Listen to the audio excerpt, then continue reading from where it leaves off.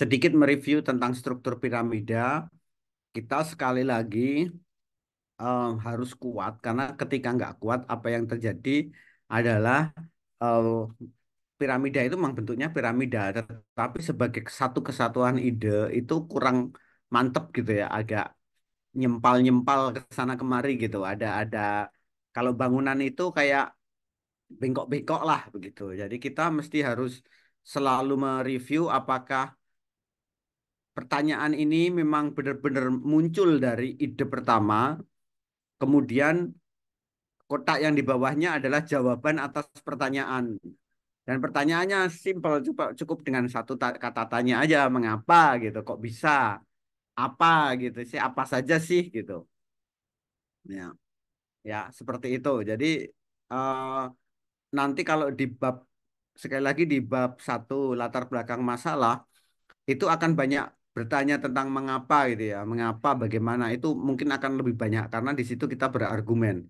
Karena di bab 2 kita nanti hanya membangun kerangka teoritik atau mereview eh, teori hasil kajian gitu ya dari literatur, maka mungkin akan banyak apa dan bagaimananya gitu ya pertanyaannya karena kita apa sih teorinya gitu, tidak lagi mungkin mempersoalkan teori. Tetapi jika teman-teman memang akan mendialogkan atau membandingkan satu teori dengan teori yang lain, silahkan gunakan mengapa. Aku yakin bab duanya akan menjadi bagus sekali sebagai apa namanya mahasiswa S3 itu tidak akan menerima teori begitu saja. Jadi mempertanyakan teori itu nggak pernah satu sih, nggak pernah satu kemudian menjadi apa namanya menjadi dominan nggak pernah atau satu-satunya itu nggak pernah. Kita kalau udah S3 sudah harus mencoba tidak meyakini ada teori tunggal gitu ya yang juara satu gitu. Enggak gitu. Jadi biasanya teori itu sifatnya competing ya. Maksudnya teori itu ada banyak kemudian competing satu sama lain. Enggak saling bersaing gitu ya. Enggak kemudian merujuk ke satu oke semua sepakat gitu enggak gitu. Jadi mesti melihat kubu lain. Eh, mesti ada kubu-kubu berbeda, ada kubu-kubu bertentangan gitu. Seperti itu sih sebenarnya. Eh, kalau mau serius itu untuk level S3 semestinya begitu. Dan kemudian kita mesti menegaskan posisi kita. Jadi positioning kita di antara berbagai teori yang competing tadi di mana gitu. Dengan argumen apa kita memilih itu gitu. Ya. Jadi misalnya begini, teori tentang eh, apa ya, terutama yang teori-teori ini aku bicara dalam konteks konteks penelitian kualitatif ya, di mana kualitatif itu pasti penelitian sosial.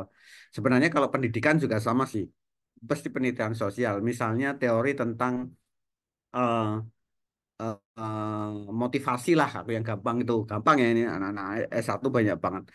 Teori tentang motivasi itu nggak mungkin single gitu ya, mesti ada yang eh, teori tentang motivasi adalah gitu. Dan si B merumuskan teori tentang motivasi itu berbeda gitu. Agak berbeda lagi si C. Si F tentu berbeda secara secara secara terang-terangan gitu ya. Menolak semua dengan perspektif tersendiri gitu.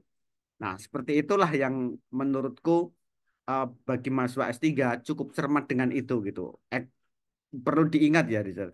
Teori itu nggak bakalan, terutama teori di bawah payung ilmu sosial, termasuk kita pendidikan, teori itu tidak akan uh, ada pasti ada beberapa dan pasti kompeting gitu. Setidaknya tidak akan mudah mereka itu serujuk gitu ya. Oke, sepakat kita menyepakati teorinya, sepakat dengan si A. Aku juga sama kok sepakat.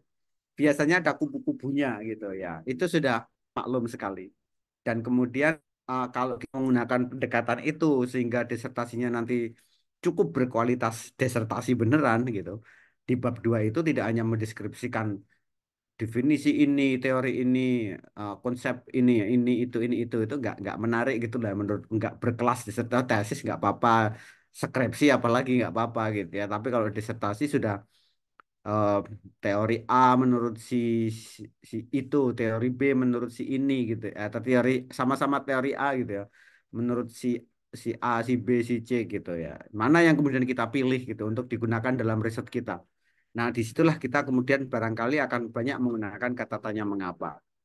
Ya, seperti itu. Jadi ada dialog, questions dan answer, relasi ke bawah ke atasnya, dan harus kuat benar bahwa ini adalah jawaban atas pertanyaan yang kemudian berikutnya adalah mereka memiliki relasi eh, horizontal gitu ya ke samping kanan kiri. Nah, aku sama ketika aku menyarankan tadi untuk di kalimat di bagian atas dari piramida, baik atas itu posisinya di atas seperti ini atau di sini kemudian punya bawahan, itu selalu berisi subjek dan predikat. Jangan panjang-panjang dulu, seperti punya Kak Hilda sudah bagus, tapi terlalu panjang di awal akan cukup membingungkan kita. Bahwa nanti dalam pengembangannya ke dalam paragraf kita akan mengembangkan menjadi kalimat utuh dengan objek, kalau perlu dengan anak kalimat misalnya, atau frase pendahuluan gitu, itu silahkan saja gitu. Tetapi di dalam piramida coba uh, mempertahankan keringkasan ide itu dalam subjek dan predikat. Kemudian ada pertanyaan tadi, question and answer yang ada di benak pembaca akan muncul karena situasi dengan komplikasi yang dikembangkan. Sehingga mengapa gitu. Nah, ada dua cara membangun piramida, top down dan bottom up. Mungkin nggak akan banyak kita bottom up-nya dan ini agak susah. Yang mudah itu relatif lebih mudah itu top down. Ya, pendekatan top down sama prosesnya satu kalimat di bagian atas, kemudian ada pertanyaan yang sudah ada di benak pembaca atau kita harapkan ada di benak pembaca karena muncul dari situasi dengan komplikasi yang kita kembangkan, misalnya kalau ini di awal ya, kemudian kita lakukan beberapa langkah ini. Yang pertama, kita membuat gambar kotak ya, sebagaimana teman-teman sudah melakukan. Eh, Kemudian dari piramida, tulis pokok bahasanya dulu yang akan dianalisis. Misalnya tadi reformasi kurikulum, ya. Reformasi kurikulum pendidikan jasmani. Eh, apa namanya? eh, Jangan menyebut apa dulu, jadi benar-benar topik gitu ya. Nah, setelah itu, kalau tidak tahu pokoknya apa gitu ya, topiknya apa, nggak tahu topiknya ya nggak apa-apa gitu. Tapi biasanya kalau kalian mau mengerjakan disertasi itu sudah punya topiknya apa gitu ya. Tapi kalau masih belum tahu ya nggak apa-apa, kita langsung merumuskan pertanyaan nggak apa-apa ya. Yang dimana kita ingin pembaca menjawabnya di benak mereka dengan tentang pokok bahasan kita. Jika masih tidak tahu ya kita langsung lompat ke nomor 4 gitu ya. Kalau tahu runtut satu 2 3 tulis jawabannya. Jika ya jika tidak tahu ya, tapi jika tidak dapat ditulis ya nanti kita dapat menjawabnya nanti sih gitu. Nomor 4 identifikasi situasinya dengan menaikkan pokok bahasan menjadi situasi. Nah, pokok bahasan yang awal tadi misalnya reformasi kurikulum ya, reformasi kurikulum PJOK misalnya. Maka dia naik statusnya menjadi situasi nanti. Kita bicara di awal paragraf nanti ya, di awal sorry di awal aku bicaranya sekarang konteks latar belakang masalah ya supaya kita seragam. Jadi di latar belakang masalah itu kita tidak akan menulis paragraf pertama dulu, tapi paragraf di ide utamanya. Kemudian muncul SUQA tadi, di mana S itu yang akan menjadi paragraf pertama itu lahir dari em, topik yang kita bahas. Nanti aku sampaikan lah lebih konkretnya ya. Kemudian kembangkan kompleksitas kalau kita udah jadi topik sebagai awal dialog question dan answer. Dan kemudian setelah itu dimulai menggelinding questions dan answer gitu ya. Nah, di sini kompleksitas harus muncul dari situasi. Seringkali beberapa orang itu tidak memunculkan kompleksitas dari situasi gitu. Dia datang dari entah berantah gitu loh. Aku tuh sering kadang udah mencoba mengawal gitu, tetapi masalah itu muncul dari antah berantah atau sejak dari awal situasi yang semestinya nggak ada kompleksitas itu sudah di situ ada kompleksitas, sudah ada masalah, sudah ngomong masalahnya gitu ya. Karena kita sudah tergelitik, sudah gatel sekali ingin ngomong masalah, misalnya reformasi kurikulum. Reformasi kurikulum kan topiknya sebenarnya. Dan itu akan kita angkat menjadi situasi statusnya. Nah, dari situasi itu kita udah ngomong masalah itu reformasi kurikulum itu karena kurikulum yang lama A B C D udah sudah atau kurikulum lama itu begini begini begini udah ngomongin masalahnya dulu sebenarnya di situasi enggak. Baru sebenarnya di paragraf kedua kita ngomongin situasi. Masalahnya di reformasi kurikulum itu apa masalahnya? Situasinya adalah bla bla bla bla. Dari situasi itu kemudian muncul pertanyaan, kok bisa begitu atau mengapa bisa demikian gitu. Nah, ada jawaban nih, question and answer. Terus turun akhirnya menjadi piramida. Seperti itu. Ya, ya ketika kita mengembangkan kompleksitas, ketika kita menyajikan situasi, pembaca itu oh, oke reformasi kurikulum. Tapi kemudian ketika mengembangkan kompleksitas, kita menyajikan masalah. Di mana kita harus memastikan di benak pembaca itu ya gue tahu itu terus gimana gitu. Dengan menyajikan kesalahan barangkali, masalah yang muncul atau kesenjangan logika atau apapun gitu ya. Seperti itu sehingga memunculkan pertanyaan. Yang keenam, kita selalu akan melakukan itu ya, cek ulang pertanyaan dan jawaban dengan cara mereview apakah pertanyaan kita langsung memunculkan questions. Jika tidak perlu direvisi. Entah pertanyaannya, entah situasinya gitu ya. Jadi memang membuat orang itu memunculkan pertanyaan, kok bisa begitu gitu ya. Itulah kira-kira ya. Jika tidak, mungkin perlu kita revisi. Nah, jika revisi gagal, bisa jadi karena komplikasi yang kita bangun, atau pertanyaan yang kita rumuskan itu salah, bisa jadi. Sampai di sini, jangan bergerak dulu turun ke bawah. Stop dan berpikir ulang. Karena dengan questions yang benar, pertanyaan yang benar itu nanti akan menggelinding ke bawah dengan mudah ke bawah, ke bawahnya. Jadi selalu kita membutuhkan pertanyaan yang benar. Kalau nggak benar, nggak akan menggelinding. Sebenarnya nggak hanya pertanyaan, pertanyaan dan jawabannya. Kemudian menurunkan lagi menjadi pertanyaan, menurunkan lagi menjadi pertanyaan gitu. Jadi seperti itu.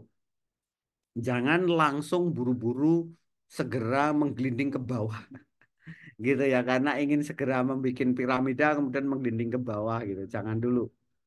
Nah, kalau sudah jawab pertanyaan dengan kata tanya mengapa untuk menjawab alasannya dan bagaimana untuk menjawab cara proses atau apa untuk menjawab uh, apa deskripsinya misalnya gitu ya. Jabarkan detail dengan bergerak ke bawah untuk mendukung setiap elemen. Mari kita lihat ini ya. Untuk pendekatan top down. Ini awalnya kita bicara paragraf pertama masih bukan paragraf pertama, paragraf pertama. Jadi kita mulai dengan apa? Dengan membuat kotak, kemudian satu. Ini ya, satu di sini aku bikin pointer. Ya, satu di sini. Pokok bahasanya apa? Gitu. Masih belum membuat subjek predikat ya. Ini baru pokok bahasan. Predikatnya di sini nanti. Ya, pokok bahasanya apa? Hal apa yang akan kita bahas? Misalnya reformasi kurikulum PJOK gitu. Belum ada predikatnya apa gitu ya. Nah, kemudian memunculkan Q1, pertanyaan satu, di sini nomor dua ya. Apa pertanyaan yang akan dijawab dalam benak pembaca? Misalnya, apakah reformasi kurikulum perlu dilakukan? Jawabannya apa? Ya, perlu dilakukan ya misalnya. Nah, ini tiga kan sekarang kita. Satu, dua, tiga langkahnya. Ya, perlu dilakukan. Dijawab di sini. Sehingga kita akan menuliskan reformasi kurikulum PJOK perlu dilakukan. Misalnya kayak gitu. Paham nggak? Satu, reformasi kurikulum. Tulis dulu. Pertanyaannya di sini, apakah perlu gitu? Haruskah? Gitu. Iya po, begitu po. Iya dong, jawabannya nomor nomor tiga dijawab di sini, otomatis dia akan menjadi predikatnya. Sampai di sini ditangkap nggak? Satu dua langkah satu dua tiga ini, membuat yang kotak pertama, yang ini ditutup dulu deh, jangan dilihat dari sini.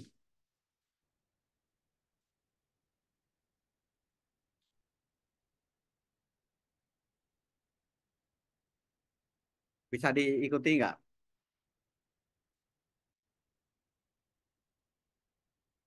Caranya membuat satu kotak di sini.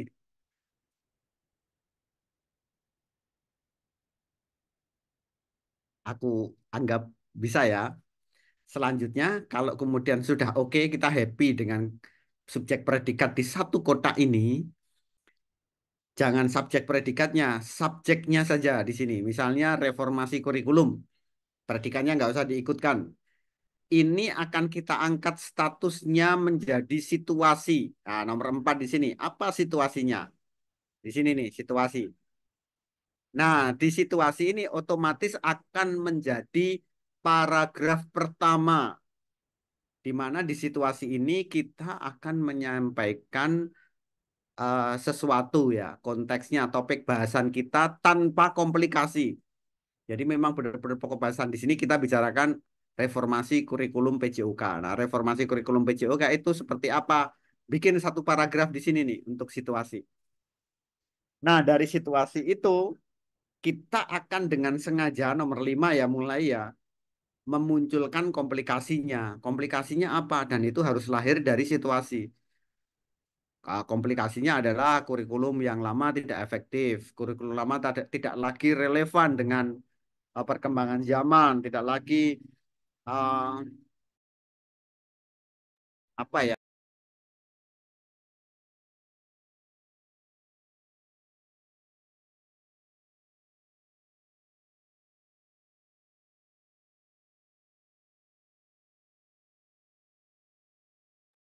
Ya ada apa berapapun yang kita hadirkan sebagai komplikasi ya masalah dalam kurikulum itu sehingga perlu kita reformasi gitu.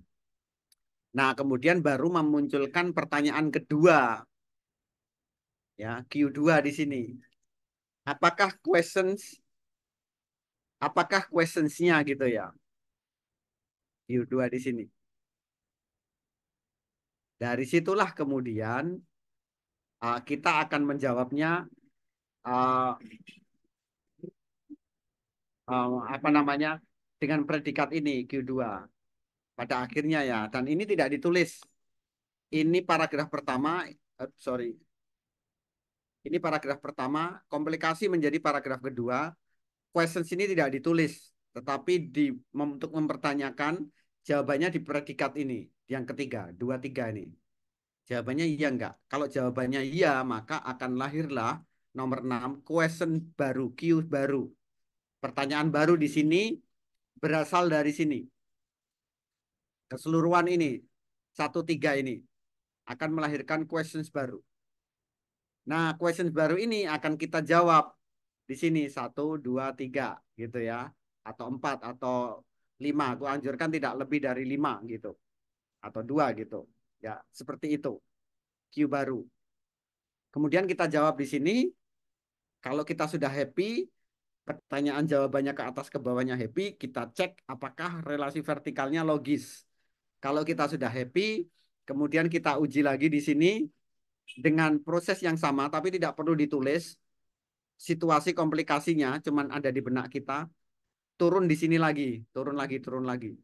Sehingga nanti akan menjadi satu kesatuan yang yang solid gitu, satu kesatuan ide yang solid gitu. Coba bayangkan kita punya paragraf satu, paragraf pertama, paragraf kedua, paragraf ketiga, paragraf keempat, paragraf kelima, paragraf keenam.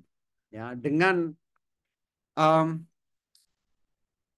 apa namanya piramida yang simpel seperti ini kita sudah punya gambaran, kita punya 6 paragraf gitu.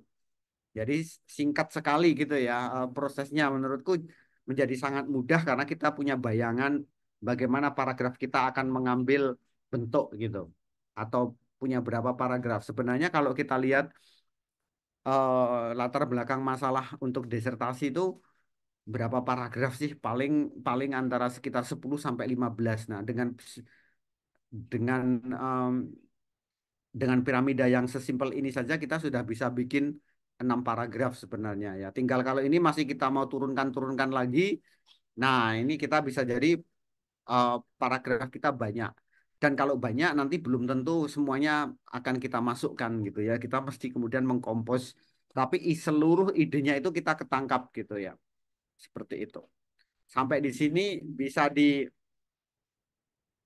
diikuti nggak? Siap, Prof. Izin bertanya, Prof. Ya, silakan. Eh, ini kan ada yang 6. Nggak kelihatan, Prof. Dikecilin. Oh, wah, tante pasti pakai HP paling. Ya, Ah, ini, silakan. Prof. Ini, Prof. Ada tadi kan ada Q1 adalah pertanyaan pertama mungkin ya untuk apa sih apa sih menjawab mungkin untuk mencari predikat untuk menjawab. Nah nanti ada diturunkan itu ya Prof ya untuk menjadi jawaban 3 jawaban tersebut. Itu boleh pertanyaannya boleh berbeda. Misalkan yang harus setara atau bukan harus sama atau berbeda. Misalnya mengapa, yang satu mengapa, yang keduanya bagaimana, yang ketiganya eh, seperti apa mungkin. Boleh tidak, Prof? Tapi di dalam satu level yang sama gitu. Eh, kalau dalam satu level yang sama nanti menjadi jawabannya di sini menjadi tidak seragam, tidak logis gitu. Oh, Ya, kalau ke bawah ke atasnya nggak apa-apa, tetapi dalam satu level ini semestinya pertanyaannya sama. Karena kan sebenarnya garisnya itu 3, tapi kan pertanyaan itu satu sebenarnya ada di paling ujung. Tapi kalau di sini kita bilang bagaimana gitu ya, kemudian di sini kita bilang apa, tentu di, dari kanan ke kiri ini nggak akan linier gitu, nggak akan logis. Walaupun sangat mungkin sih, tetapi nanti kita cek dulu lah ya. Kalau aku sendiri sebenarnya lebih fleksibel gitu ya. Tetapi untuk sementara kita menggunakan satu pertanyaan aja dulu gitu, yang sama untuk mengikat. Tapi sangat mungkin sih nanti tidak gitu. Ini bertanya apa, kemudian bagaimana, kemudian mengapa. Itu juga sangat mungkin gitu. Tetapi untuk berlatih, anu dulu, eh, satu dulu. Yang penting konsisten aja pertanyaan dan jawaban. Seperti itu, Tan. maaf. Atau misalnya di yang level yang 8, Prof. Ini kan berarti Ya. sudah diturunkan ya, Prof ya. Iya. Nah, misalnya di kotak yang pertama di nomor 7 itu mengapa? Nah, kotak yang kedua di nomor 7 bagaimana? Oh, Dan bisa, kotak bisa. yang ketiga. Boleh, Bisa banget, boleh banget ya. Kalau itu boleh karena itu banget. sudah topiknya berbeda ya, Prof ya. Betul, Benar ya? betul. Nanti menjadi satu paragraf yang berbeda, Oh, gitu. oke. Sudah ide yang berbeda lah, gitu. Atau Begitu. misalnya dari 6 misalnya langsung misalnya yang tengah ini nih ternyata sudah tidak ada bahasan tengahnya langsung ke bawah gitu dua. Boleh tidak, Prof? Tidak. Tidak Gimana, bisa ya. gimana? Ulang. Misalnya dari 6 nih mengapa misalkan. Ternyata memang sudah ini cuman mentok di sini nih gitu, tidak diturunkan lagi, tidak jadi masalah ya, Prof ya. Oh, nggak masalah. Ya, jadi sampai di 7 itu, di level 7 itu ada beberapa yang bisa turun ke bawah panjang, ada Hmm. yang misalnya yang ketiga di sini cuman turun satu tingkat gitu, bisa jadi. Atau yang tengah nggak turun karena memang sudah berhenti di situ. Itu sangat mungkin juga. Nah, nanti Ya, tergantung bagaimana pengaturan penulisan kita di keseluruhan tulisan gitu. Gitu. oke. Memang benar sekali sih bisa jadi Ya. satu ini yang menjadi paragraf besar pada akhirnya gitu.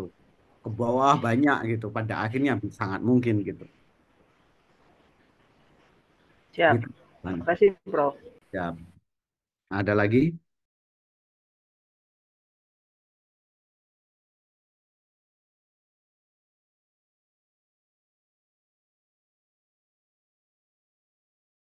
Baik, aku coba akan bertanya tentang apa namanya topik teman-teman lah sebagai contoh ini karena kita sudah akan mengisikan dalam bentuk jurnal ini. Iya, dengan menggunakan informasi-informasi ilmiah dari berbagai jurnal. Ada yang punya topik riset?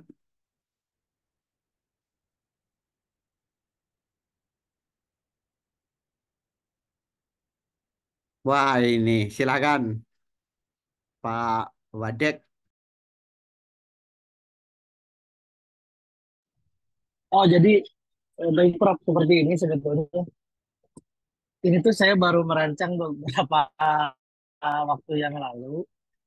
Kalau dari judulnya itu terkait dengan peran fotografer pada performa pemain sepak bola terkait dengan studi kualitatif dari fotovoice. Nah, eh, saya coba menurunkan menjadi bagaimana gitu ya. Walaupun belum semuanya ya Prof, ini ada dua bagaimana. Yang pertama mungkin sepak bola dan fotografer olahraga menjadi bagian dan tidak terpisahkan. Kemudian lagi media sosial mempengaruhi pemahaman warga terkait dengan aktivitas fisik. Nah, misal untuk turunan yang pertama yaitu mengapa? Karena di sini ada aktivitas fisik dilakukan untuk olahraga sekaligus mengisi konten media sosial. Kemudian lagi ada fotografi olahraga eh, membentuk semacam pengguna yang diikuti oleh semua fotografer olahraga, baik untuk memastikan mereka memilih foto yang berkesan. Kemudian ketiganya ada fotografi olahraga, tidak hanya menampilkan atlet yang sedang bergerak, tapi ada semacam peran psikofotografis seperti itu, Prof. Kemudian yang keempat, industri fotografer olahraga mempunyai kekuatan dan peluang yang tinggi pada tren olahraga saat ini. Kemudian baru dua yang diturunkan, Prof. Kemudian media sosial mempengaruhi pemahaman warga terkait dengan aktivitas fisik. Dalam hal ini, dalam hal fotografi, narasi visual muncul memiliki keindahan yang estetis dan karakter pendidikan yang luar biasa dengan fokus utama pada dimensi profesional kompetitif. Kemudian yang kedua terkait dengan masyarakat saat ini lebih tertarik mengekspresikan diri di jaring sosial untuk mendapatkan penerimaan sosial, memenuhi kebutuhan identifikasi diri, serta menemukan orang yang mirip dengan mereka gitu ya. Jadi mungkin ini belum ada kesimpulannya, Prof. Tapi saya mencoba menurunkan dari dua hal ini. Bagaimana pendapatnya, Prof? Terima kasih. Oke, bagus. Terima kasih, Em, Pak Wadek. Ini coba di ke ataskan dikit. Ini, Nah, Prof. jadi ini kan topiknya adalah peran fotografi ya. Ya, Pada performa pemain sepak bola. Nah, ini adalah peran fotografer pada performa pemain sepak bola. Ini merupakan satu topik ya. Kalau kalau eh, kalau tadi di dalam kotak tadi baru satu, langkah satu. Nah, sekarang kemudian kita akan membangun pertanyaan di sini. Mau bertanya apa? Bagaimana perannya fotografer atau eh, aku sarankan sih lebih kepada menguji apakah benar fotografi itu perannya penting gitu ya bagi performa gitu. Misalnya ya gitu. Itu nomor dua. Eh, Kemudian jawabannya misalnya ya penting gitu. Misalnya ya ini aku contoh ya penting itu nomor tiga. Kemudian kita punya kotak yang isinya subjek dan predikat.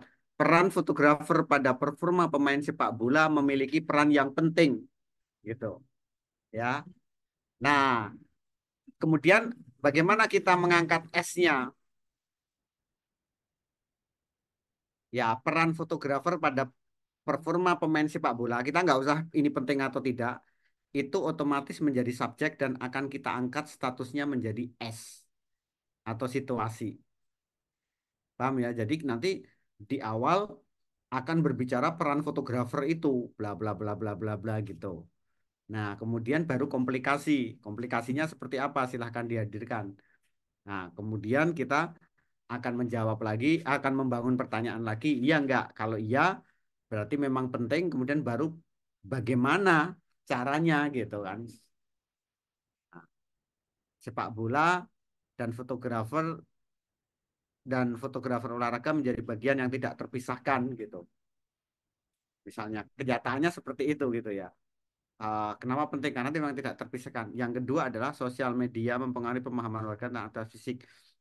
Nah, ini sebaiknya media sosial ini dispesifikkan tentang fotografi. Jadi eh, apa yang namanya ya? Apa namanya? Karena kita berbicara tentang fotografer ya. em, Fotografer itu menghasilkan citra visual gitu ya. Eh, Citra visual di media sosial, nah gitu, atau foto di media sosial itu mempengaruhi pemahaman tentang gitu. Jadi jangan lepas di sini. Ini kan ketika kita bilang media sosial itu tidak menjawab atasnya karena atasnya bicara fotografer gitu ya. Semestinya terkait dengan fotografer gitu. Nah, ini media sosialnya kan masih umum nih karena media sosial itu nggak selalu foto. Tapi bisa jadi teks, bisa jadi status gitu ya. Yang itu tidak foto gitu. Jadi lebih spesifikan seperti itu.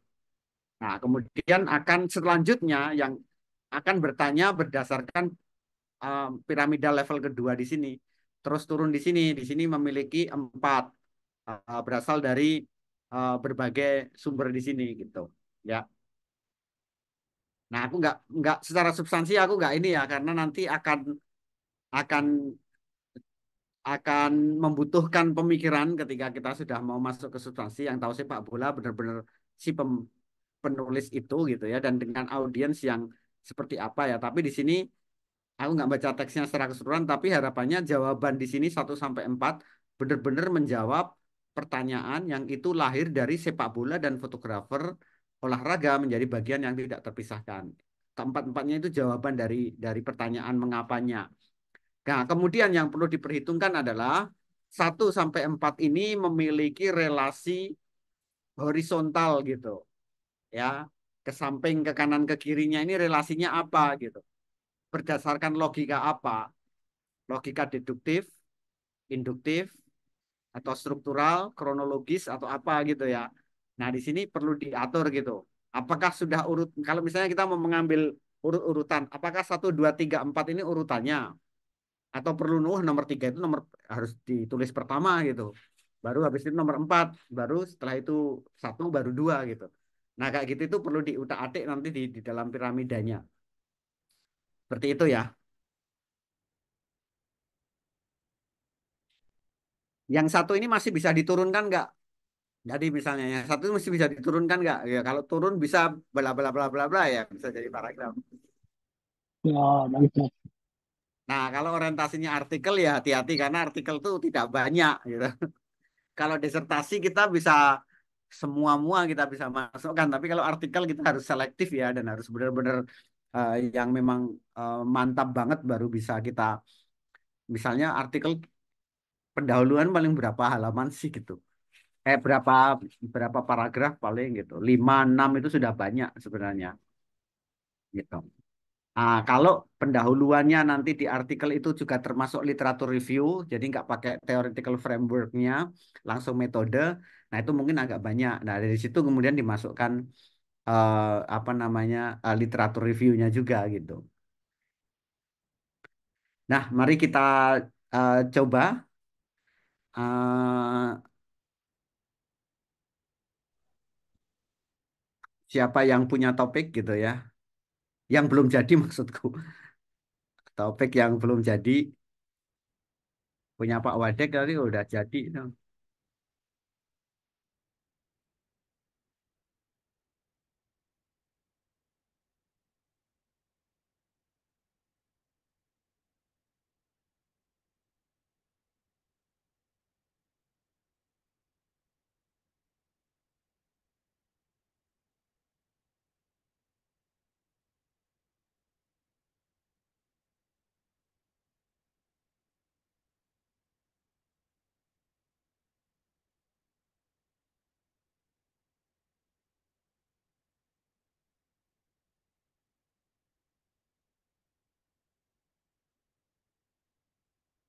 Baik, aku coba di sini ya. Eh, apa topiknya? Siapa yang mau coba kita cari relawan nih? Coba lihat di chatroom. Profesionalisme Oke, dari Kak Ali nih.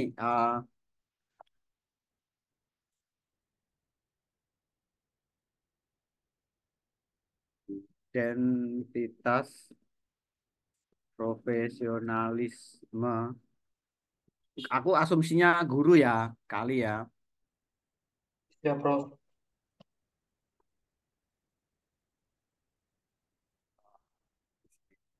Nah, ini baru satu topik ya. Nanti masih perlu kita menyusun, kelihatan nggak tulisannya? Predikatnya nanti. Tapi ini langkah pertama ya. Ingat langkah pertama. em, Langkah pertama itu baru satu di sini. Apa hal yang akan kita bahas? Jadi kalau kita baru membuat di sini nih. Yang akan kita bahas adalah identitas profesional gitu. Nah, kemudian kita membuat pertanyaan. Karena ini riset ya. Riset itu pertanyaannya kemudian eh, kita bilang Q1 ya. Sorry.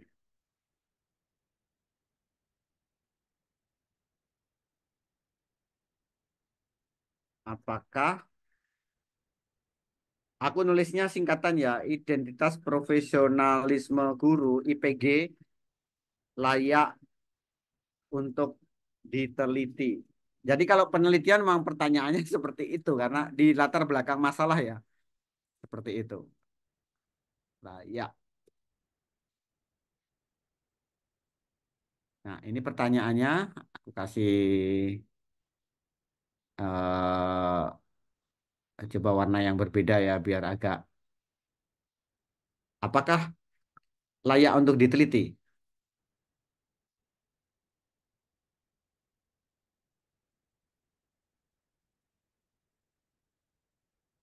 Ini nomor dua.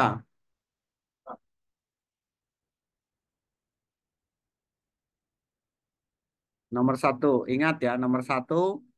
Tadi nomor satu. Kalau perlu digedein bisa enggak?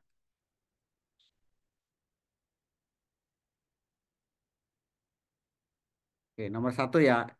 Kemudian nomor dua di sini. Langkah nomor dua, ingat ya. Nah, sekarang langkah nomor tiga apa? Ingat langkah nomor tiga. Nomor dua, nomor dua di sini. Sekarang nomor tiga. Apa jawabannya? Nomor tiga ya di sini nih. Apa jawabannya? Otomatis menjadi predikatnya. Akan menjadikan predikat gitu. Ya, ya tulis ya.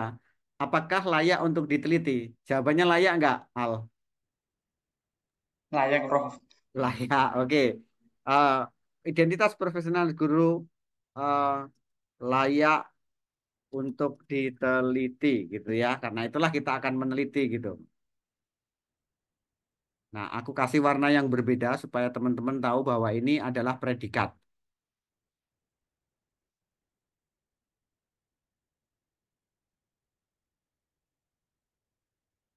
Tuh ya, nomor tiganya jawabannya ini. Nah, sekarang kita akan melakukan langkah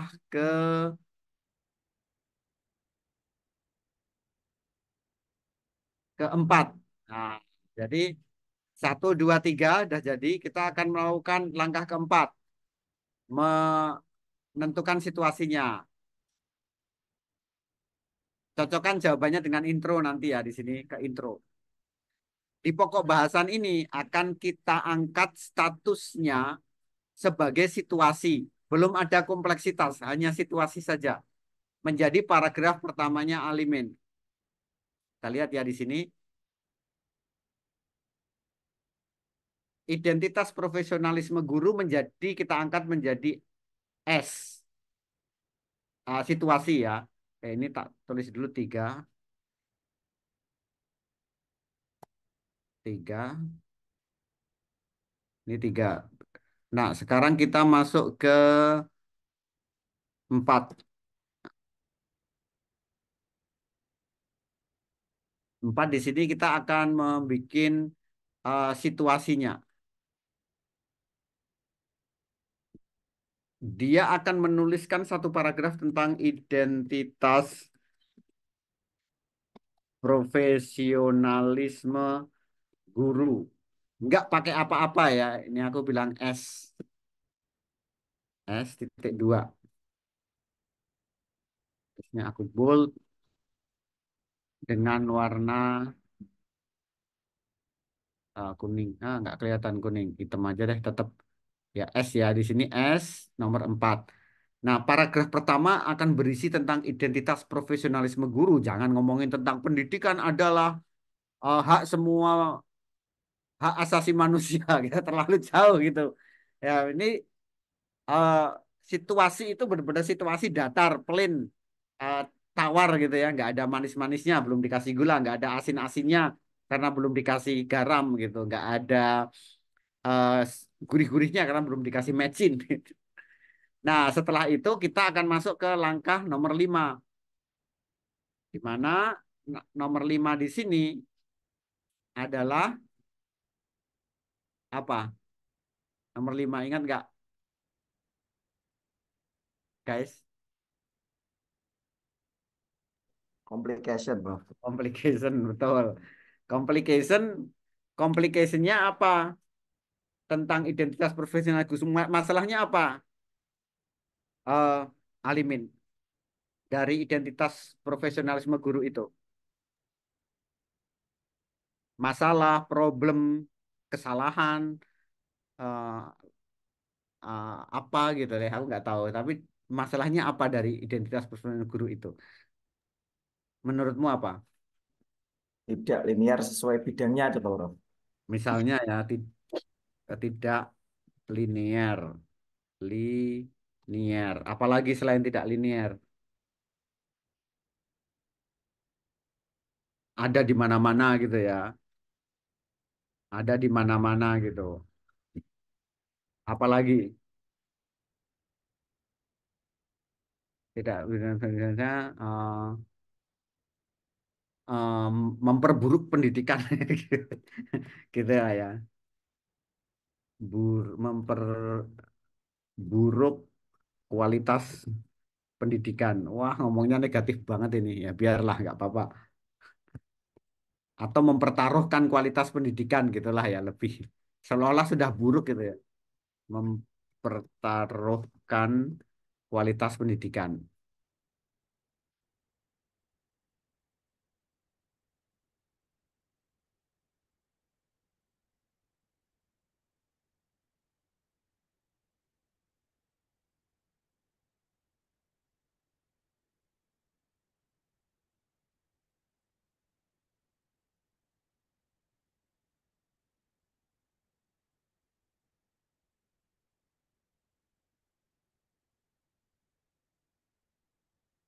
Nah, sampai di sini bisa diikuti guys.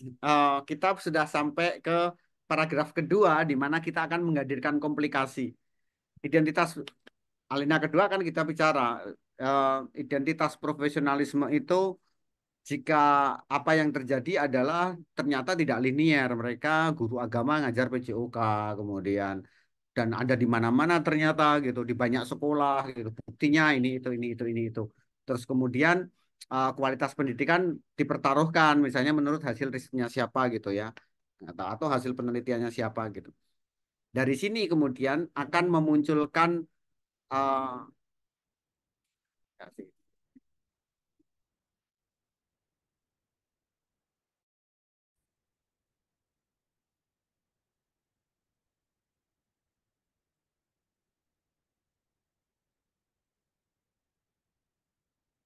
gitu ya. Ini Q1 tak kasih satu lah. Kemudian kita langkah keenam adalah membuat Q2.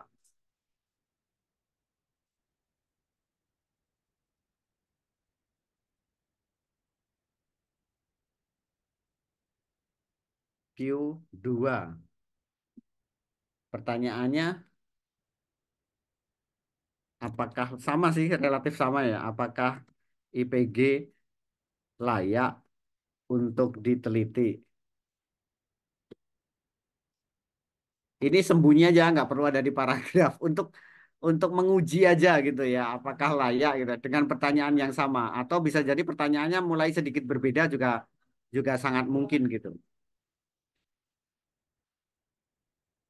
U2.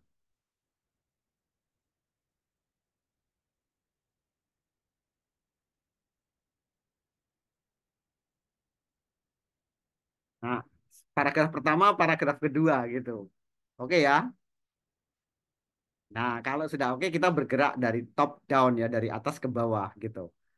Dari sini kemudian memunculkan Q baru ya. Langkah ketujuh, ingat em, langkah ke, masih keenam ya. Apa sorry, langkah yang keenam tapi Q baru. Jadi kalau Q itu sorry sebenarnya sih dua sih ya, dua tapi Q baru gitu ya. Kalau enam itu eh, eh, langkah untuk memverifikasinya. Ya, kemudian kita lihat di sini eh, Q baru, Q baru apa?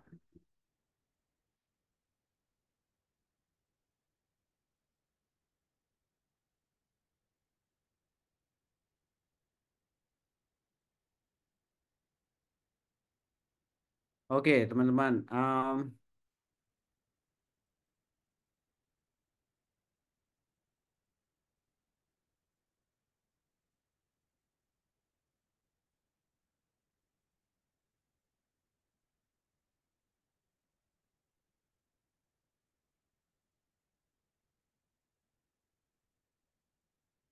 Oke, Alimin punya bayangan nggak kamu seperti apa jawabannya? Nanti kita akan selalu uji atau kita menurunkan pertanyaan dari layak diteliti ini. Pertanyaanmu apa? Kenapa ini layak diteliti? Mengapa layak diteliti? Bagaimana atau apa? Kira-kira. Kenapa mungkin Prof ya? Kenapa ya? Kenapa? Kenapa layak? Mengapa layak? Sama. Jawabannya adalah alasan. Kenapa layak? Jawabannya apa?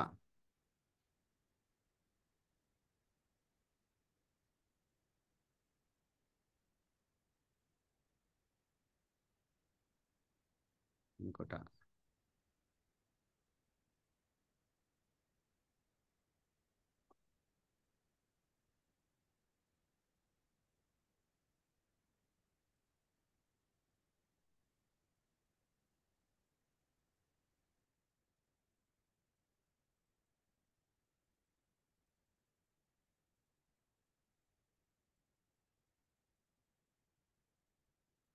Ya, kita asumsikan mungkin mungkin ada empat untuk sementara ya. Tapi bisa jadi lebih atau bisa jadi tidak sampai segitu gitu.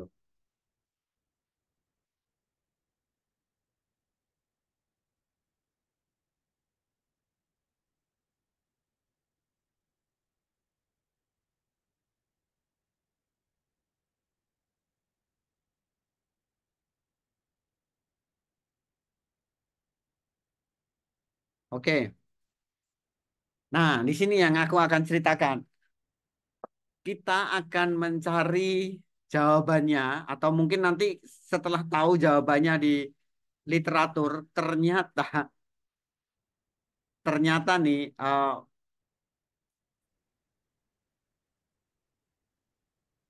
ternyata memang tidak hanya mungkin tidak empat gitu, tapi mungkin cuma dua atau mungkin apa bisa jadi atau bisa jadi mungkin kita nggak akan bertanya kenapa, tapi bertanya bagaimana bisa jadi selalu kita rubah ya.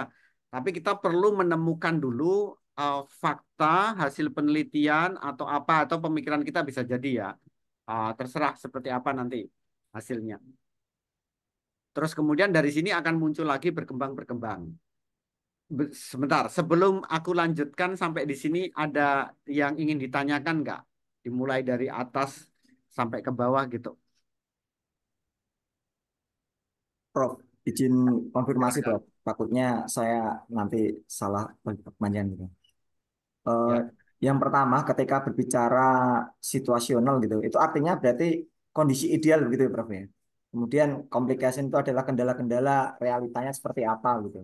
Sehingga muncul gap antara kondisi ideal dan kondisi kendala saat itu gitu, Prof. Atau gimana, Prof itu, Prof? Antara 4 dan 5 itu, Prof. Iya, coba aku tampilkan ya.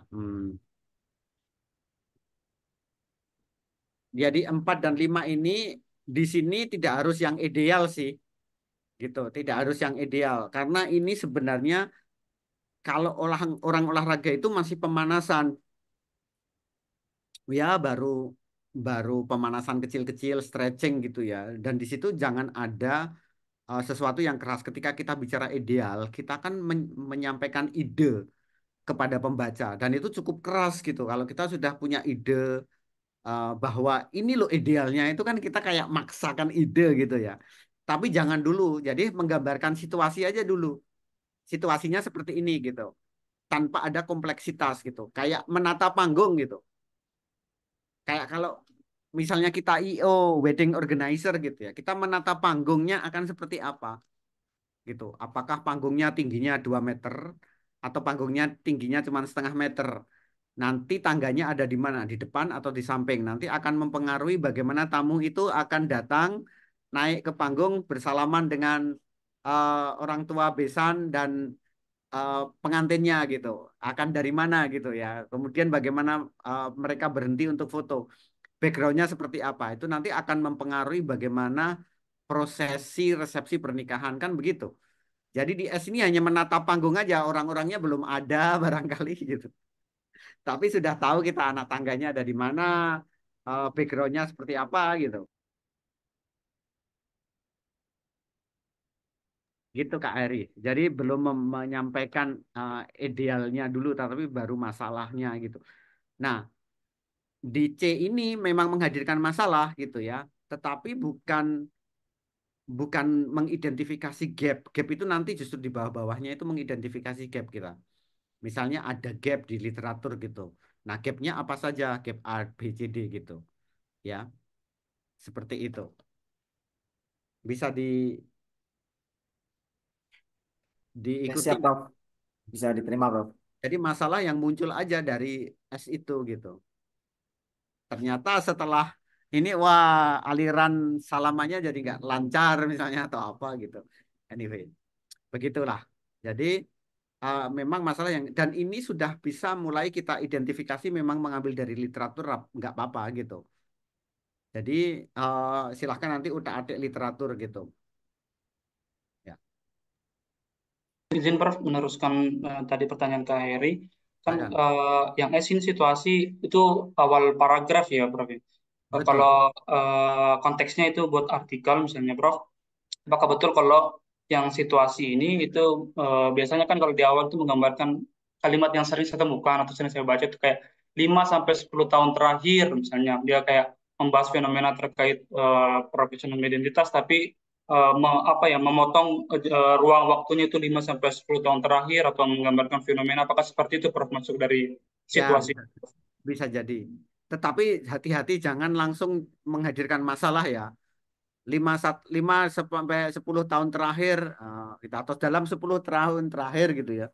Profesionalisme, identitas profesionalisme mengalami degradasi. Nah, ini kan kita sudah bicara masalah gitu. Gitu. Tapi benar-benar dalam 5-10 tahun terakhir identitas profesional itu seperti apa? Gambarkan apa adanya ya, datar gitulah, hambar gitu kalau makanan gitu. Jangan dibumbui dulu. Baru di C ini dibumbui tapi bumbu masalah di sini.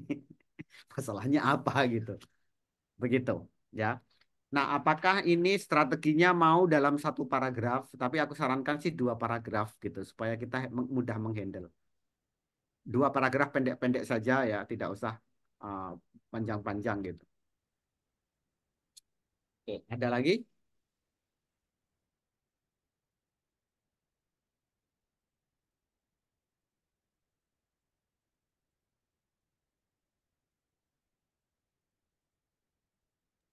Lanjut, Prof.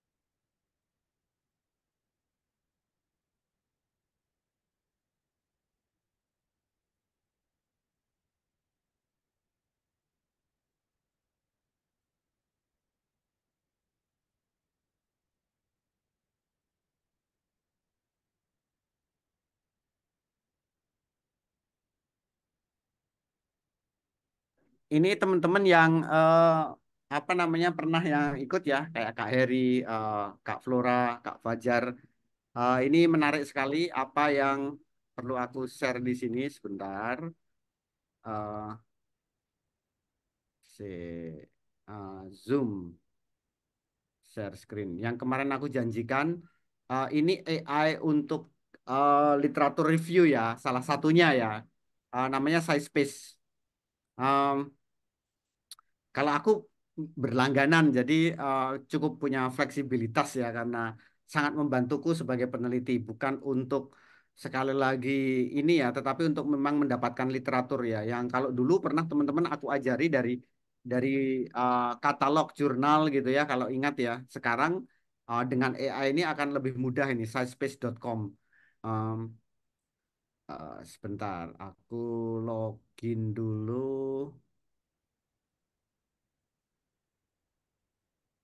Oh, sudah login aku posisinya. Em, Tadi kembali ke sini, eh, identitas profesionalisme guru, ini guru penjas ya? Atau umum? Guru penjas, Prof. Penjas, oke ya. Aku coba, eh, aku coba bertanya di sini, kenapa eh, identitas profesionalisme guru pendidikan jasmani layak untuk diteliti. Aku tanya ya, enter.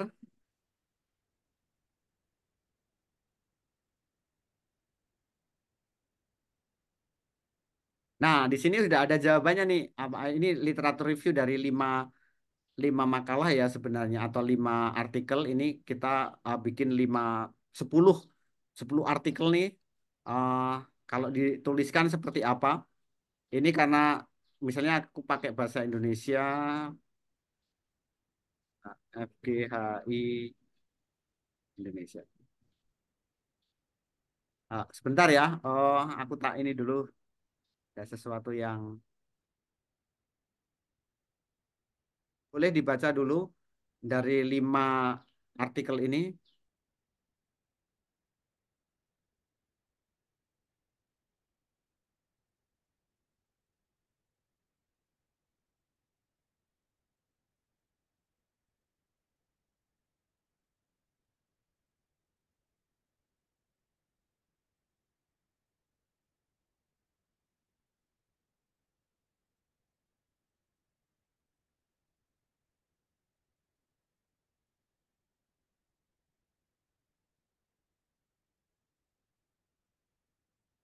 Sudah ya, ini pecahan-pecahannya. Eh, dari Frontiers in Psychology. Eh, Penting untuk pengajaran berkualitas tinggi dan pilihan karir, misalnya kayak gitu. Sudah aja. Meningkatkan kualitas guru pendidikan jasmani di masa yang akan datang. Gitu.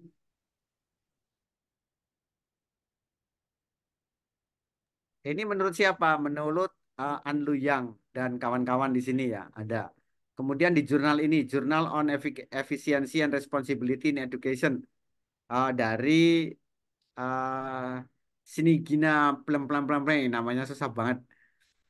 Membantu memahami faktor-faktor yang membentuk efektivitas pengajaran, kepuasan kerja, mempengaruhi bla bla bla gitu ya. Dari sini kita harus memilih mana yang akan kita masukkan ke dalam sini.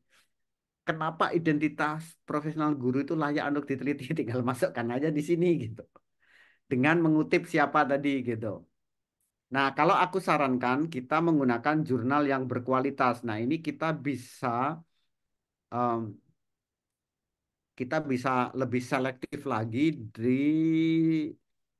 eh, more filter. Kita akan memfilter jurnal-jurnal yang berkualitas. Misalnya jurnal eh, physical education ya. Memang jurnal pendidikan jasmani, misalnya JTPE, kemudian di sini Journal of Physical Education Recreation Dance, Ini European Physical Education Review, Physical Education Sport Pedagogy, jurnal tidak semua jurnal ya. Coba kita lihat Journal of Physical Education and Sport, Journal of Physical Education, South Africa. Eh, Pokoknya pilih yang perlu dipilih ya. Kemudian kita klik apply, artinya hanya beberapa jurnal aja ini. Yang jurnal yang memang kita pilih gitu. Nah, di sini kita lihat kalau eh, para peneliti yang malesan gitu ya, tinggal ngambil di sini aja ini sudah jadi gitu. Nah, ini tidak aku sarankan ya, karena akan kedetek bahwa ini adalah bikinan AI gitu. Ya. Jadi kita perlu menuliskan sendiri, tapi sudah tahu gambarannya seperti apa. Ya, tetapi kalau kita bekerja dengan piramida, ya kita dari insight dari sini, ini kita akan tahu seperti apa gitu. Ya, kalau kita menginginkan PDF-nya, tinggal diklik aja karena misalnya ini open access gitu bisa diklik ya. Ini open tinggal klik aja PDF-nya kita bisa dapat nggak gitu. Ya, misalnya ini download PDF-nya di sini bisa ya. Eh, Kalau kemudian kita download PDF-nya dan sekali lagi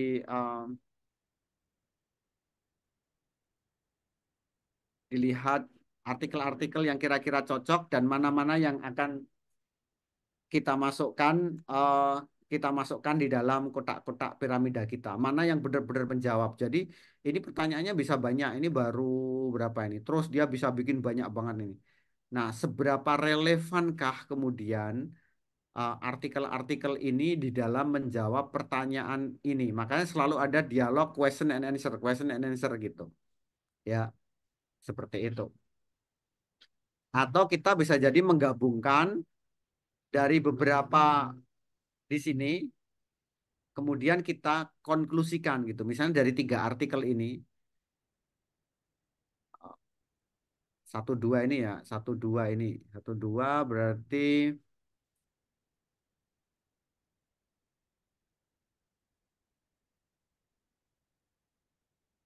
apalah ini kita rumuskan eh, identitas profesional itu apa gitu ya, misalnya satu dua. Nah di sini, bisa kita tuliskan eh, jawabannya apa di sini. Nggak tahu. Dari artikel satu dua itu apa? Taruhlah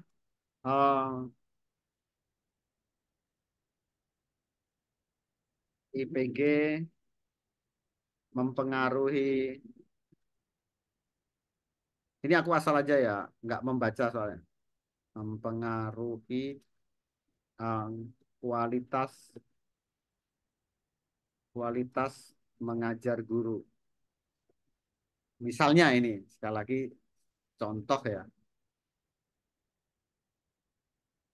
masukkan di sini. Em, ini langsung bisa kita masukkan kutipannya supaya kita nggak hilang gitu ya.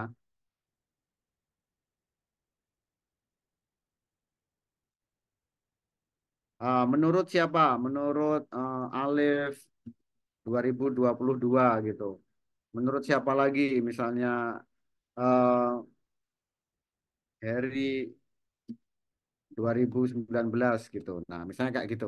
Sehingga kita akan selalu melacak kalau ini memang berasal dari literatur. Bagaimana kalau tidak dari literatur? Ya nggak apa-apa, nggak masalah gitu. Yang penting ini merupakan ide dan gagasan gitu. Misalnya dari membaca di sini, sorry, kita sebelum ke sana dulu, mungkin alasannya di sini IPG eh, memfasilitasi pembelajaran peserta didik secara bermakna.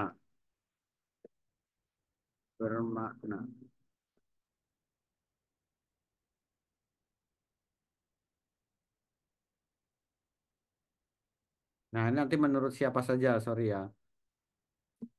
Misalnya Vicky 2023, kemudian eh, Hindia 2024 gitu.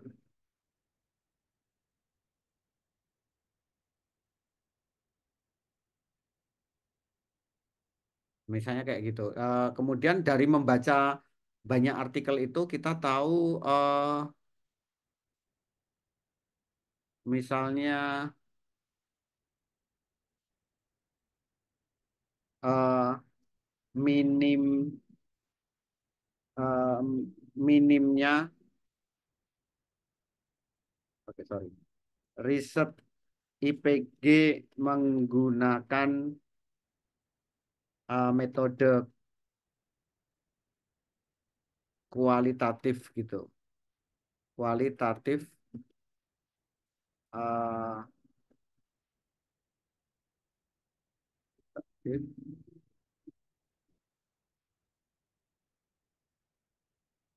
jarang dilakukan gitu ya.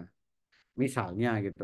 Kesimpulan kita tidak dari literatur tapi dari membaca kok semuanya kuantitatif sih gitu. Sehingga kemudian gitu. Nah, ini apalagi gitu ya. Nah, dari sini kemudian IPG mempengaruhi kualitas mengajar guru. Ya. Ini kemudian kita akan exercise lagi eh, di sini,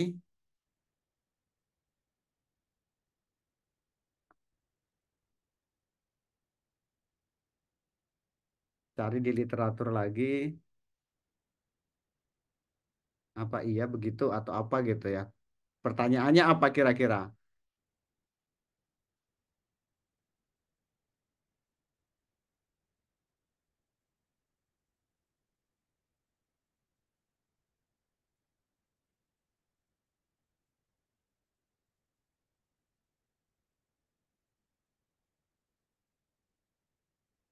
Nah, di sini kita akan membangun pertanyaan baru nih.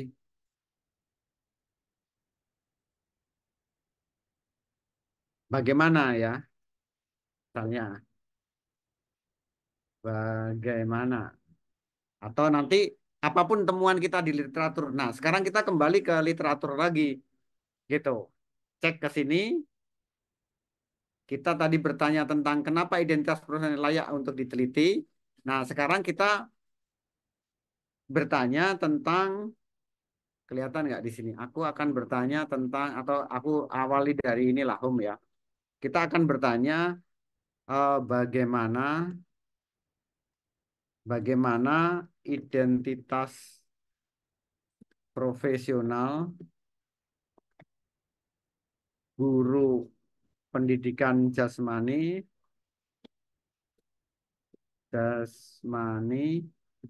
mempengaruhi mempengaruhi kualitas pendidikan ya. Kualitas pengajaran, sorry. Gitu, guys. Yuk kita lihat di literatur seperti apa. Nah, di sini akan menemukan beberapa teori di sini. Iya nggak, cocok nggak gitu ya, beberapa artikel. Nah, cocok nggak? Kalau kita mau nggak dibatasi dengan jurnal, tentu ini dibatasi nggak posisinya. Kita akan fokus di jurnal saja berarti ya.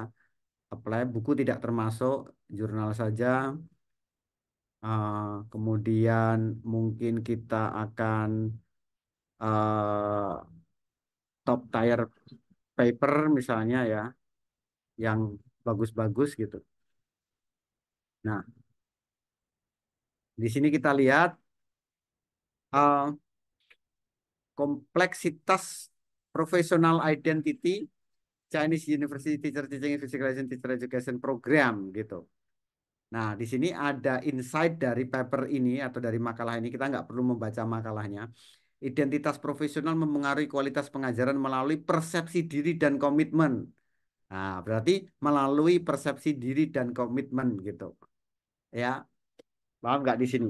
Maka kita akan tuliskan di sini Melalui persepsi diri ya. Sebentar. Caranya subjek dan predikat gimana? Ah, tak tulis dulu ininya ya, persepsi diri dan komitmen. Menurut siapa tadi?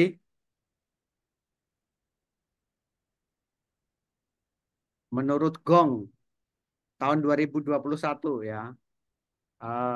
Gong 2021. Gong et al. 2021. Nah gitu.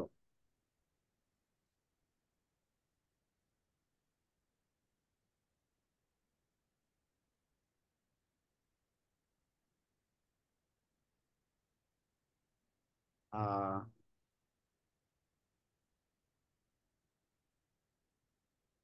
Kualitas dipengaruhi oleh gitu ya. Aku nulis agak lengkap di sini.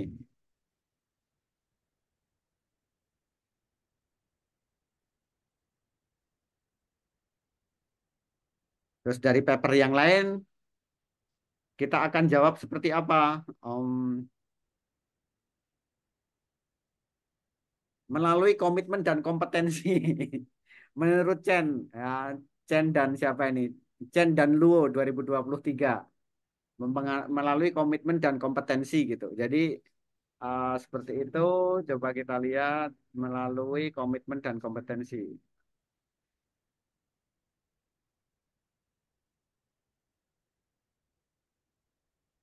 Melalui komitmen dan kompetensi gitu. Menurut ya siapa tadi? Chen. Chen dan Luo ya. Chen dan Luo 2023. Nah gitu.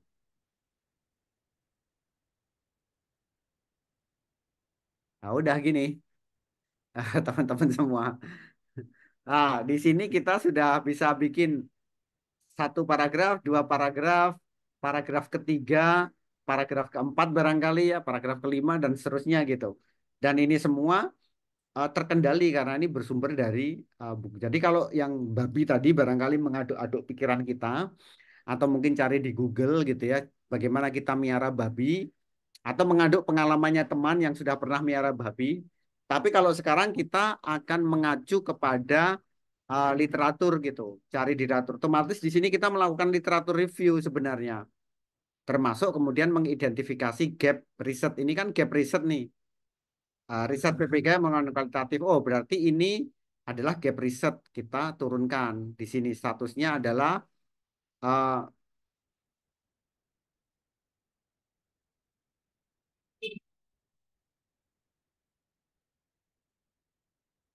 ada gap penelitian tentang IPG gitu ya. Ada gap penelitian tentang IPG. Nah, kemudian jawabannya di sini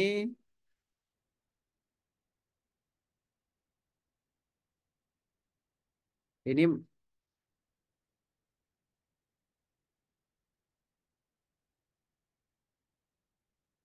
oke.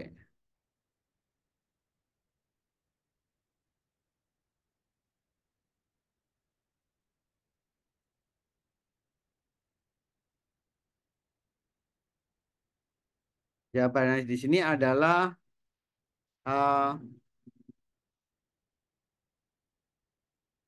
dominasi riset IPG adalah kuantitatif misalnya ya.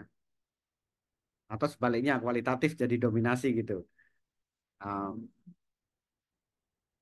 Ya gitu. Kemudian yang kedua gap apa lagi di sini?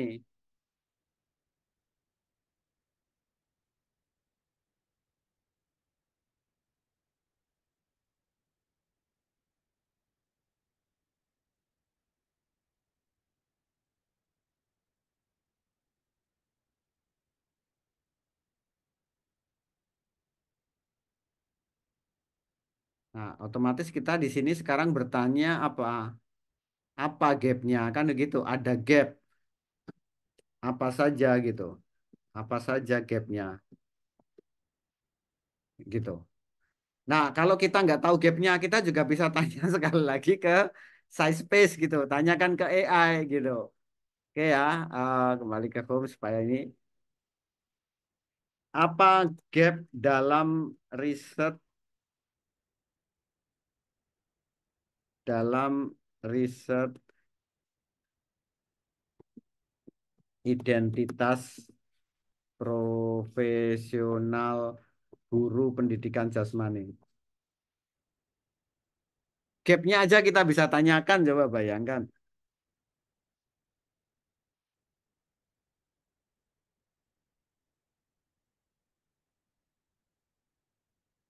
Nih, kurangnya menurut Muller ya, Muller dan siapa gitu, Muller dan Bolke. Nah, ini jurnal yang bagus nih, Sport Education Society. Kurangnya penelitian tentang persepsi keragaman seksual dan gender. Pengalaman guru PI bervariasi dalam penerimaan siswa yang LGBT. Kalau kita sih nggak sampai ke sana ya.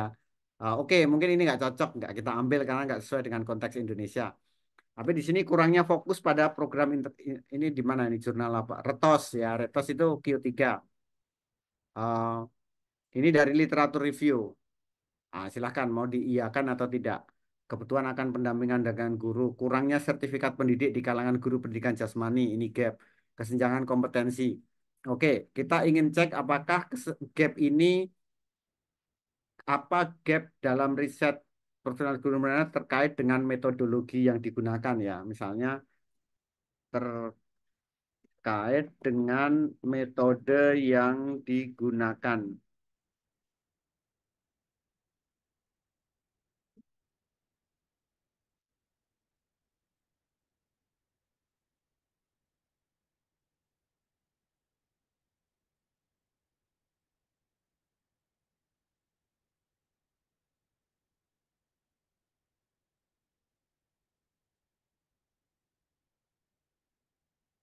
Apa di sini jawabannya? Penggunaan pengamatan terbatas, jadi observasi terbatas buku harian refleksi untuk pengumpulan data. Jadi sudah dibahas di sini. Kalau kita ingin detail-detail untuk per artikel ada di sini gitu. Stereotip implisit eksplisit di mana menggunakan metode model jaringan saraf. Oh, ini nggak relevan. Kurangnya metode penilaian yang beragam selain wawancara. Berarti kita membutuhkan apa? Mungkin kuesioner gitu. Jadi eksplorasi terbatas teknik pengumpulan data berbasis non wawancara.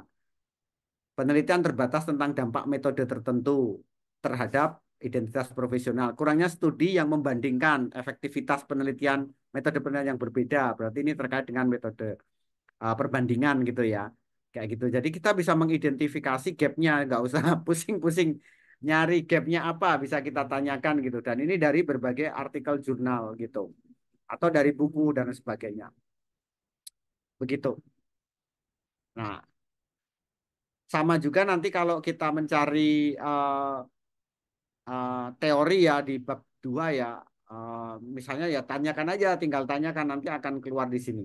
Kalau kita ingin fokus kepada satu eh, satu artikel tertentu ya, kita bisa mengunggah PDF-nya di sini.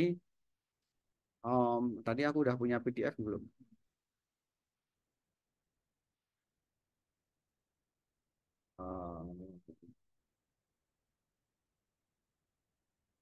Bentar ya. Coba aku akan download di drive-ku.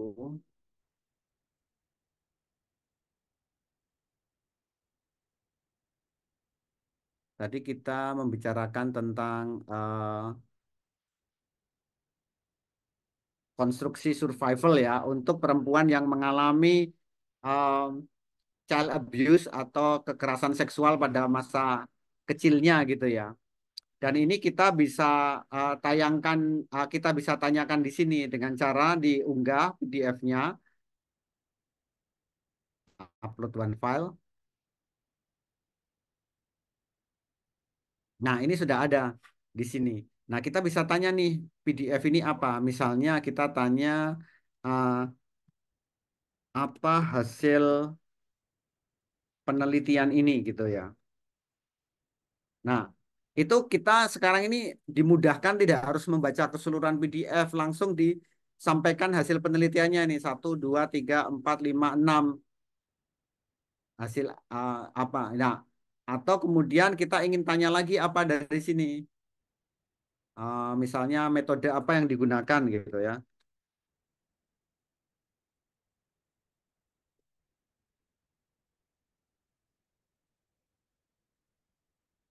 Nah, akan dijawab tuh di sini. Boom, metodenya akan seperti apa. Nah, dari sini kita juga bisa mengidentifikasi gap atau kita bisa mengisikan apapun untuk di sini, ya.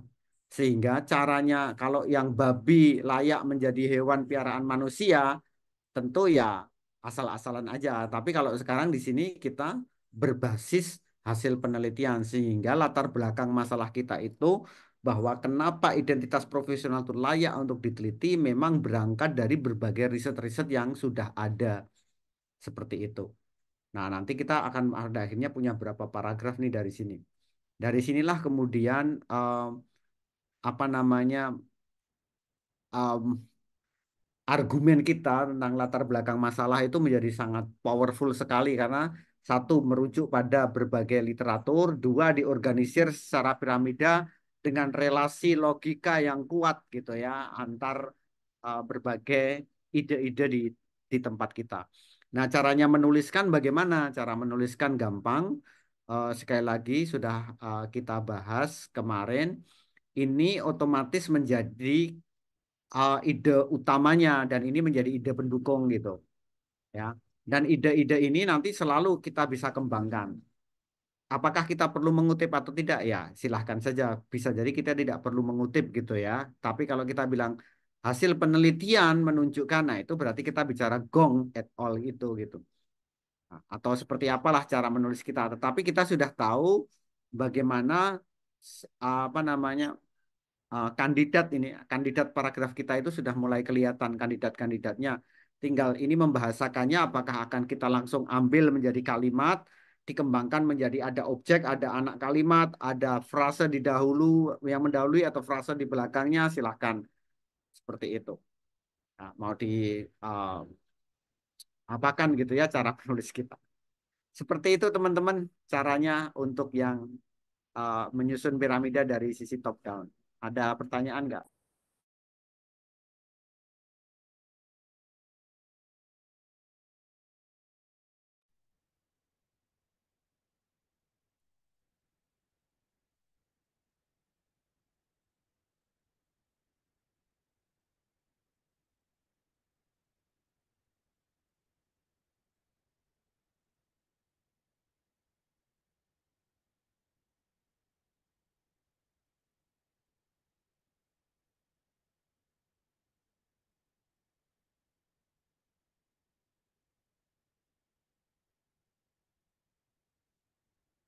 Prof, maaf Prof, tanya lagi Prof.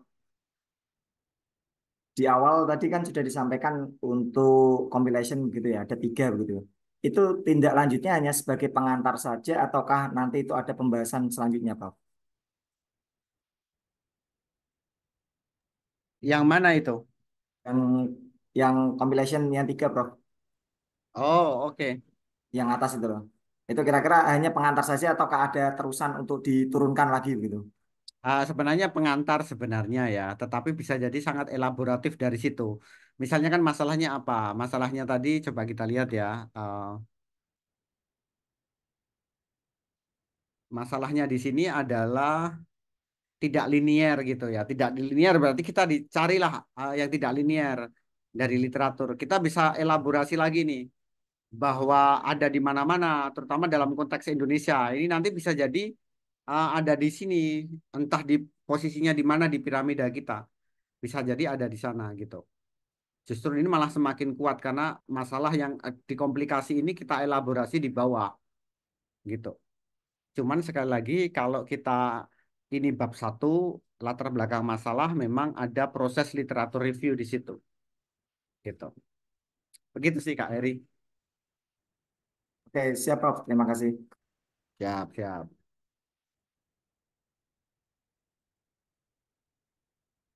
Ada lagi yang mau bertanya? Ini sudah relatif selesai sebenarnya. Kalau mau kita lanjutkan untuk yang uh, ini per PDF ya.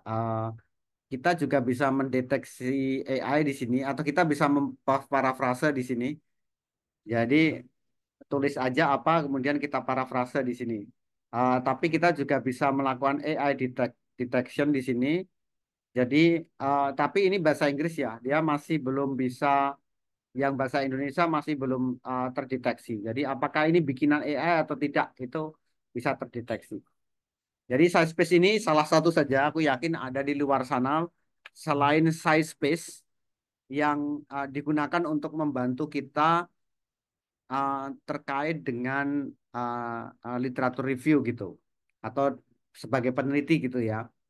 Uh, tapi aku menggunakan Sciencebase karena mungkin sejak awal aja langsung kerasa sangat membantu gitu dan nggak ragu-ragu lagi untuk berlangganan gitu. Um, Apalagi ya, jika kita akan mengkaji ini teori, otomatis banyak bertanya, misalnya eh, apa saja teori motivasi gitu ya. Nah, ini nanti akan dijabarkan kalau kita misalnya akan mengandalkan ke buku. Nah, ini teori motivasi seperti apa, kemudian atau motivasi dalam bidang pendidikan jasmani atau apa gitu ya. Kalau kita menginginkan ini buku, kemudian ya kita buku aja, book chapter atau buku, kemudian apply gitu. Jadi nanti menurut siapa-siapanya akan ada di situ. Seperti apa gitu ya. Jadi sangat sangat membantu.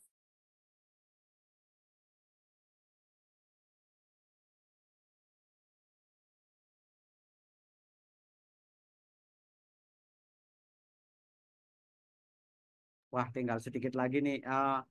Jika pendekatan top down itu pokok bahasan kita itu nggak bagus, pertanyaannya nggak beres, pembaca juga rasanya nggak dong, mungkin kita bisa menjawab dengan cara lain, yakni dengan bottom up. Kalau dari bottom up itu kita mulai dari scratch gitu, kalau bahasanya Kak Hilda tadi, dari kilainya gitu ya. Eh, Pokoknya kita kumpulkan aja poin-poinnya gitu. Kemudian ini relasinya seperti apa, baru kemudian naik gitu ya. Ini ada beberapa caranya kita kumpulkan, misalnya dari hasil kita dari size space tadi, kita menemukan apa saja nih di daftar aja. Kemudian mungkin misalnya solusinya atau mungkin abstraksinya gitu ya. Oh ini tomat, ini wortel, ini eh, kangkung, ini bayam, ini apa? Oh ini sayur pada akhirnya kan begitu. Jadi kita mulai dari bawah. Jadi nggak harus selalu dari atas, kita juga bisa dari bawah. Intinya seperti itu. Ya, misalnya ini kita menyusun relasi antar poin, kemudian kesimpulannya apa? Jika upahnya rendah, kekurangan orang, di belakang target waktu, angka lembur tinggi, biaya tinggi, ya harga tidak bersaing dampaknya gitu kan, bisa jadi. Jadi di sini bisa kita tulis harga tidak bersaing, bagaimana? Nah, jawabannya ini bisa. Jadi kita mulai dari bawah gitu ya. Seperti itu, kita bisa membuat seperti ini piramidanya eh, dengan proses yang sama. Nanti aku kirimkan inilah ya teman-teman. Tetapi kalau di piramida yang kita dari bottom up, kita bisa menggunakan size space tadi. Aku kayak iklan size space ya jadinya ya. Nggak mengiklankan sih, tapi coba kita lihat. Kita ingin meneliti tentang uh, apa fotografer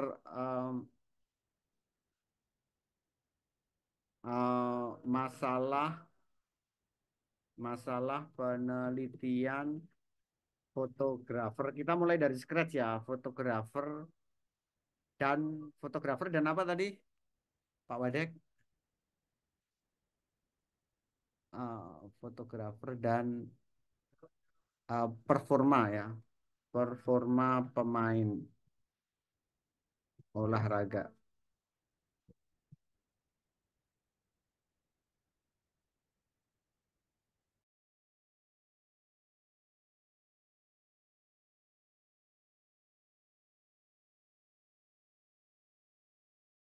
Nah, di sini kita bisa melihat berbagai riset tentang fotografer dan performa pemain ini.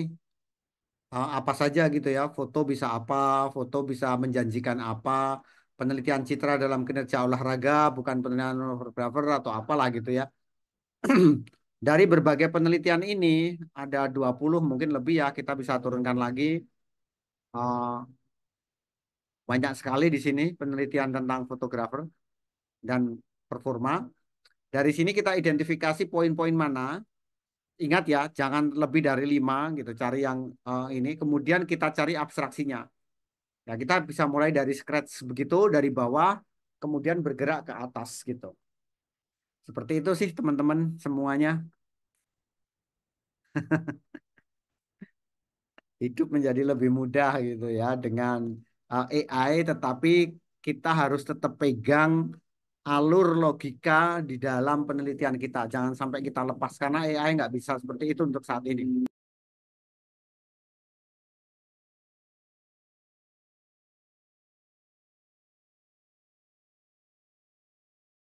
Kalau aku ditanya, boleh nggak kita dibantu AI dalam membaca artikel? Menurutku boleh. Boleh nggak kita dibantu buku untuk membaca artikel? Boleh. Eh, tapi begitu menulis, logika tulisan itu milik kita. Yang itu membuat tulisan itu memang benar-benar milik kita. Itu di situ, gitu ya. Kalau logikanya kepegang, nanti menuliskannya itu gampang. Tuh, jadi karena kita tidak terbebani dengan menulis teks kalimat demi kalimat, tapi logikanya sudah kelihatan, strukturnya sudah ada, tinggal bikin kalimat aja yang itu membentuk satu paragraf yang solid gitu. Nanti dihaluskan dengan transition signal atau signal transisi gitu ya, misalnya selanjutnya oleh karena itu berbeda dengan apa gitu ya. Jadi dengan memainkan untuk lebih halus lagi. Tetapi inti ide di dalam paragraf itu ide utamanya kita pegang, supporting idenya, supporting detailsnya kita pegang, maka paragrafnya menjadi akan sangat powerful. Itu saja sih teman-teman. Sampai di sini sebelum diakhiri mungkin ada satu dua pertanyaan.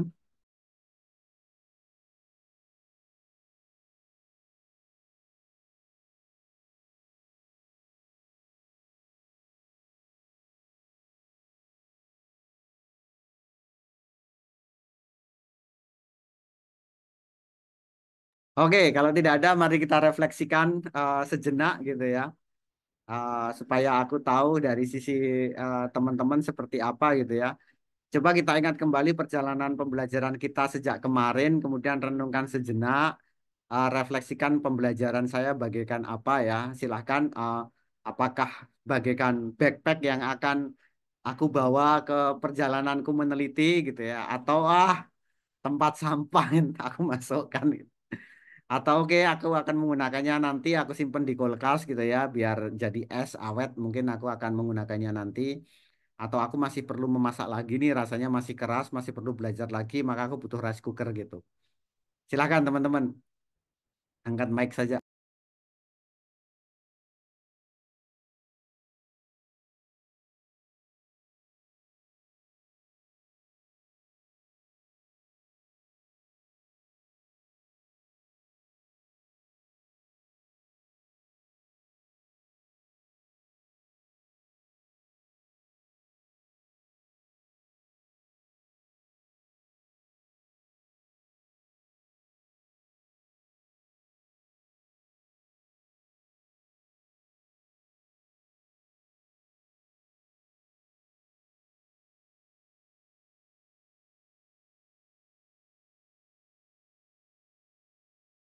Silakan, ada yang open mic. Backpack rice. Ya, aku baca ya. Oke, rice cooker. Aku lihat rice cooker dan backpack, rice cooker, rice cooker, rice cooker, backpack, backpack dan rice cooker. Oke, baik, backpack. Ya, terima kasih teman-teman. Banyak di antara teman-teman yang masih perlu, masih akan menjadi bekal. Oke, terima kasih. Dan mungkin juga perlu ditanak dulu ya, lebih masak lagi. Dan kita berproses tentu saja perlu praktis ya untuk bisa sempurna atau bisa merasa mahir ya. Kita semestinya terus mempraktekkan. mencoba dan lain sebagainya ya. Tidak akan bisa langsung otomatis jadi gitu ya. Memang masih perlu dimasak sedemikian rupa sehingga ini menjadi bekal. Harapannya bermanfaat. Alhamdulillah nggak ada yang memilih tempat sampah ini. Kalau memilih tempat sampah, waduh ini mungkin perlu kita renungkan lagi. Tapi anyway, terima kasih sudah berpartisipasi dan aku berharap ini menjadi tempat belajar bagi teman-teman dalam menuliskan disertasi nanti. Alif ya, proposal disertasinya. Ya, ya, ya, ya, ya. Siap. Semangat ya. Kan tanya tentang bab 2 perlu ketemu. Oke, nggak masalah. Nanti bab 2 aku coba juga, aku akan langsung ngomong tentang piramida ini. Jadi, dan bagaimana menggunakan size space akan aku langsung sampaikan seperti apanya gitu. Semoga bermanfaat teman-teman. Izin aku akhiri sampai berjumpa di lain kesempatan. Tetap sehat, tetap semangat. Aku tutup Zoom-nya ya. Nanti Terima kasih rekamannya. Prof, sangat bermanfaat Prof. Siap, siap, siap, siap. Terima kasih banyak, Prof. Terima kasih, Prof. Sehat selalu. Ditunggu pertemuan selanjutnya, Prof. Siap. Nah, itu pribadi kita berdua, Alif ya. Siap. Aku nggak diajakin, Prof. Lah kan tante sudah ujian proposal. Ini yang belum ujian proposal. Ini harus dilanjutkan ke menulis disertasi. Nah, itu nanti kita juga bertemu khusus. Baik, izin aku akhiri. Sehat-sehat selalu semuanya.